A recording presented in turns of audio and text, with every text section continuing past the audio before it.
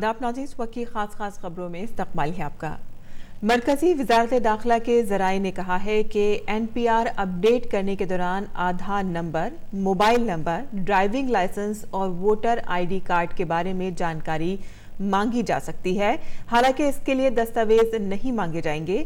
NPR को update करते वक्त ना तो किसी तरह के दस्तावेज मांगे जाएंगे और ना ही कोई बायोमेट्रिक डेटा लिया जाएगा।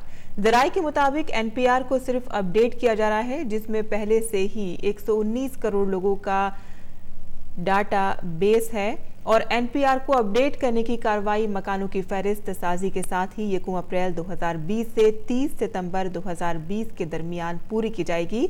वजारत दाखिला के ज़राए के मुताबिक रजिस्टर अपडेट करने से मुतालिक पिछले साल ही नोटिफिकेशन जारी कर दिया गया था, जिसे तमाम रियासतों और मरकज़ के ज़ेर इंतज़ाम लोगों ने दोबारा नोटिफाई किया है। इतना ही नहीं, मरदमशुमारी की तरह NPR के लिए भी प्री टेस्ट तमाम रियासतों और मरकज़ के ज़ेर इंतज़ाम इलाकों में हुआ था, जिसमें ना तो किसी तरह की दिक्कत आई और ना ही कोई शिकायत सामने आई। पहली मरतबा NPR 2010 में तैयार किया गया था। साल 2015 में NPR को अपडेट किया गया। और आलमी चैलेंजों और भारत के रोल पर होने वाले बावकार रायसीना डायलॉग के 5वें एडिशन का कल दूसरा दिन था। वज़ीर ख़ारजा एस जयशंकर ने कल रायसीना डायलॉग्स में कहा कि हम दहशतगर्दी से सख्ती से निमट रहे हैं। अब हम बचने वाले नहीं बल्कि फैसला लेने वाले बनेंगे। वज़ीर ख़ारजा एस जयशंकर ने कहा कि एक वक्त था कि जब हम काम के मुकाबले बातें ज़्यादा करते थे, लेकिन अब तब्दीली आ रही है। वज़ीर ख़ारजा ने भारत चीन रवाबित पर कहा है कि दोनों ममालिक के लिए रवाबित में तवाज़ुन अहम है और हम एक दूसरे के साथ चलना होगा। रूस के वज़ीर ख़ारजा सरगई लावरोव ने कहा कि अमेरिका, जापान और दीगर ममालिक की जानिब से नए हिंद बहरुल काहिल का तसव्वुर मौजूदा ढांचे को नई शक्ल देने की कोशिश है। हिंद बहरुल काहिल के तसव्वुर पर उन्होंने कहा कि किसी को भी रोकने की कोशिश नहीं होनी चाहिए। उन्होंने भारत के मौक़िफ़ की हिमायत की। सरगई लावरोव ने कहा कि भारत और ब्राज़ील का अक़वाम मुत्तहिदा की कौमी सलामती कौंसिल में होना ज़रूरी है।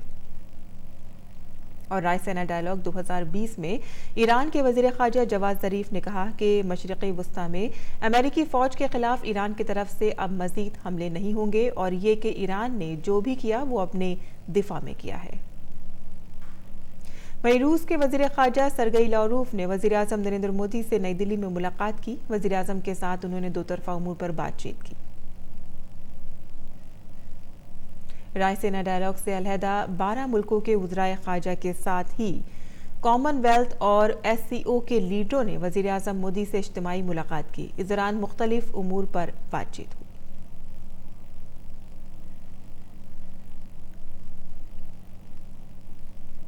और बर्री फौज के दिन के मौके पर वज़ीर आज़म नरेंद्र मोदी कल नई दिल्ली के आर्मी हाउस में मुनक़िद प्रोग्राम में शामिल हुए। इस मौके पर सदर जमहूरिया, वज़ीर दिफा Rajnath Singh, chief of defence staff general Bipin Rawat और फौजी सरबराह जनरल मनोज मुकुंद नरवाणे मौजूद थे। वज़ीर आज़म ने यहाँ एक नुमाइश का भी मुआयना किया। मरकज़ी वज़ीर दाखिला अमित शाह ने कहा कि वज़ीर आज़म नरेंद्र मोदी ने बरसों पहले स्किल इंडिया प्रोग्राम शुरू किया था, जिससे कारोबार करने में आसानी हुई है। गुजरात के गांधीनगर में इंडियन इंस्टीट्यूट ऑफ स्किल का संग बुनियाद रखते हुए वज़ीर दाखिला ने कहा कि हम भारत को 5 खरब डॉलर की मईशत बनाने के विजन और मिशन दोनों को समझने के लिए सही राह पर गामजन है। उन्होंने ये भी कहा कि हुकूमत ने स्किल इंडिया प्रोग्राम को मज़ीद मौसर बनाने के लिए अप्रेंटिसशिप को मुश्तरका किया है, जिससे रोजगार की फराहमी में मदद मिलेगी। और जम्मू कश्मीर से मुतालिक मोदी हुकूमत ने बड़ी पहल की है। 18 जनवरी से 23 जनवरी के दरमियान 36 वुज़रा जम्मू कश्मीर जाएंगे और 6 दिनों में तकरीबन 60 मकामात पर सूरत हाल का जायजा लेंगे। दफ़ा 370 हटने के बाद जम्मू कश्मीर को होने वाले फ़ायदे के बारे में लोगों को जानकारी देंगे और मरकज़ के ज़ेर इंतज़ाम इलाके से मुतालिक मरकज़ के मंसूबों पर भी लोगों से बातचीत करेंगे। रूस के वज़ीर-ए-आज़म दिमित्री मेदवेदेव अपने ओहदे से मुस्तफ़ी हो गए हैं, जिसके नतीजे में हुकूमत फिर से तश्कील दी जाएगी। वहीं सदर व्लादिमीर पुतिन ने पार्लियामेंट को रूस के वज़ीर-ए-आज़म और दीगर अहम ओहदों पर इंतखाब का इख्तियार देने की तजवीज़ पेश की है, जो रूस के आईन में बड़ी तब्दीली है। वहीं सदर पुतिन के इस बयान को 2024 में उनकी मुद्दत-ए-कार ख़त्म होने के बाद उनके मंसूबों के बारे में कई तरह की क़यास आराइयाँ की जा रही हैं। इस वक्त की खास खबरों में फिलहाल इतना ही। इजाजत दीजिए, शब बखैर।